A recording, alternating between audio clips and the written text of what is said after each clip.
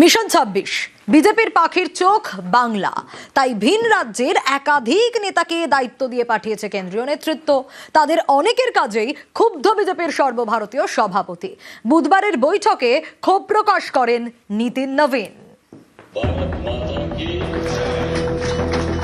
পশ্চিমবঙ্গে দু দফায় ভোট, ২৩ এপ্রিল এবং ২৯ এপ্রিল। ভোটে জিততে কোমর বেঁধে ময়দানে বিজেপি। এর জন্য ভিন রাজ্যের একাধিক নেতাকে পশ্চিমবঙ্গে পাঠিয়েছে কেন্দ্রীয় নেতৃত্ব। তাদের মূল কাজ সংগঠন মজবুত করা।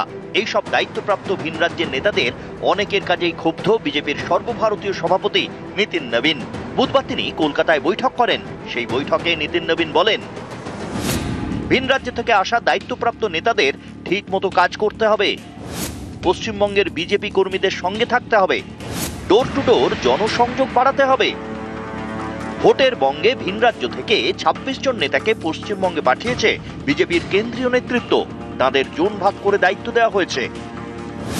যেমন কলকাতা এবং দক্ষিণ ২৪ পরগনার দায়িত্বে হিমাচল প্রদেশের নেতা এম সিদ্ধার্থন এবং কর্ণাটকের সিটি রবি। নবদ্বীপ উত্তর ২৪ পরগনার দায়িত্বে অন্ধ্রপ্রদেশের এন মধুকর এবং উত্তরপ্রদেশের সুরেশ রানা। উত্তরবঙ্গ, মালদা, মুর্শিদাবাদের দায়িত্বে অরুণাচল প্রদেশের অনন্ত নারায়ণ মিশ্র এবং কর্ণাটকের অরুণ বিনাড্ডি। হাওড়া, হুগলি, মেদিনীপুরের দায়িত্বে দিল্লির পবন রানা এবং হরিয়ানার সঞ্জয় ভাটিয়া।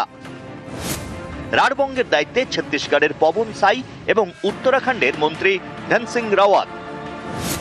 প্রাক্তন কেন্দ্রীয় মন্ত্রী কৈলাস চৌধুরীকেও বাড়তি দায়িত্ব দিয়েছে বিজেপি।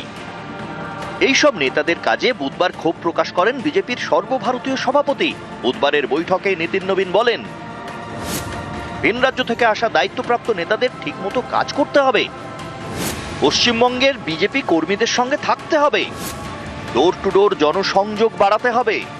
পৃথিবীতে আমরা সব থেকে বড় রাজনৈতিক দল এই মুহূর্তে। তো আমাদের সারা ভারত থেকে লোক আসবেন, বিভিন্ন জায়গা থেকে লোক আসবেন। আমাদের লোকেরাও যখন অন্য রাজ্যে নির্বাচন হয়, মধ্যপ্রদেশে হয়েছে, বিহারে হয়েছে, আমরা যাইনি।